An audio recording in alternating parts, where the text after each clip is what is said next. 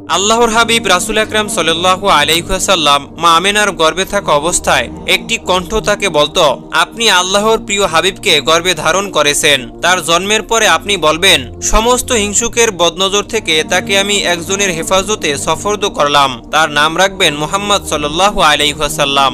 মা আমেনা যখন তাকে গর্ভে ধারণ করেছিলেন তখন তার দেহ থেকে একটি আলো বের হতো, আর সেই আলোতে তিনি সিরিয়ার বাসরার প্রসাদও দেখতে পেতেন। যে রাতে রাসূল করিম সাল্লাল্লাহু আলাইহি ওয়াসাল্লাম ভূমিষ্ঠ হলেন তার দাদা এ রাতে ঘরে ছিলেন। নবীজির দাদা রাতের শেষ প্রহরে তিনি একটি আওয়াজ শুনতে পেলেন। আওয়াজ শুনে বের হয়ে আকাশের দিকে তাকিয়ে দেখলেন ফেরেশতাগণ আল্লাহর তাসবিহ পাঠ করছে, আর এখানে সেখানে যে মূর্তিসমূহ ছিল তা স্বয়ং অদমুখে লুটাচ্ছে। এমন সময় তিনি আবার একটি আওয়াজ শুনলেন, কে যেন বলছে, ওহে দুনিয়াবাসীগণ, এইমাত্র আখিরি পয়গম্বর জমিনের বুকে শুভ আগমন করলেন, আমরা আল্লাহ পাকের রহমতের পানি নিয়ে আগমন করছি, এ পানি দ্বারা তাকে গোসল করিয়ে দিবে। এ সময় নবীজির দাদা সে দেখলেন কাবা ঘরখানা হেলাদোলা করছে।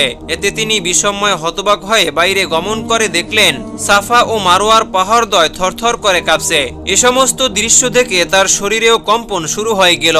এমন একটি অদৃশ্য আওয়াজ শুনতে পেলাম, হে কুরাইশের প্রধান, তুমি ভীতু হইও না, ভয়ের কোনো কারণ নেই।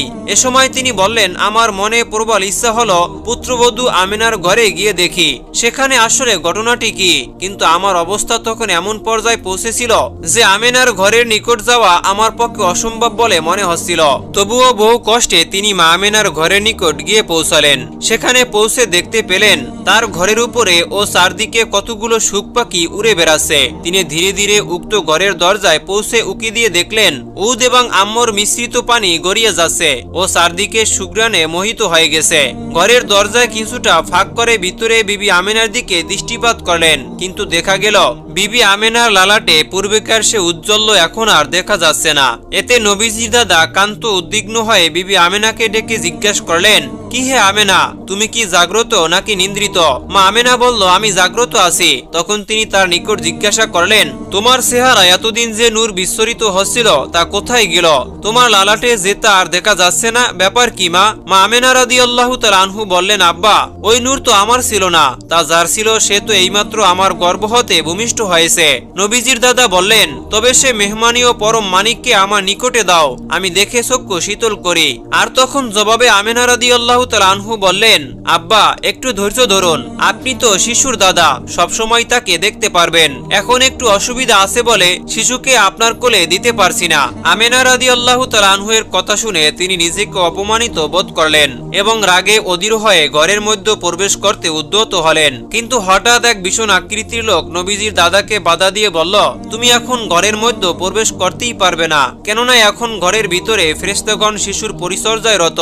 যে লোকটি তাকে বাধা দিল তার মতো ভীষণ আকৃতির লোক তিনি আর ইতিপূর্বে কখনোই দেখেননি। সুতরাং ভয় পেয়ে তিনি চেষ্টায় বিরত হয়ে এই ঘটনা কুরাইশদেরকে জানাতে ইচ্ছা করলেন, কিন্তু তাও সম্ভব হলো না। হযরত মুহাম্মদ সাল্লাল্লাহু আলাইহি ওয়াসাল্লামের জন্ম নিশিতে দুনিয়ার যেখানে যত দেবমূর্তি ছিল সবাই উপর হয়ে মাটিতে পড়ে গিয়ে আল্লাহর উদ্দেশ্যে সিজদা করেছিল। আল্লাহ পাকের প্রেরিত পুরুষের দাদা আব্দুল মুত্তালিব যে কালের একজন অতি শক্তিশালী, প্রভাবশালী, জ্ঞানী, গুণে অতুলনীয় ব্যক্তি ছিলেন। এর কিছুক্ষণ পরে নবীজির দাদাকে ঘরে যাওয়ার অনুমতি দেওয়া হলো। তিনি সাথে সাথে পুত্রবধূর ঘরে আগমন করে নবজাতক শিশুকে দুহাতে জড়িয়ে ধরে পবিত্র কাবায় প্রবেশ করেন এবং শিশুটির নাম রাখেন মুহাম্মদ। সমগ্র আরবে আর কারো এমন কোনো নাম ছিল না যার অর্থ সর্বোচ্চ প্রশংসিত। পবিত্র কাবা গৃহ হতে বেরিয়ে এলেন মা আমেনার কাছে।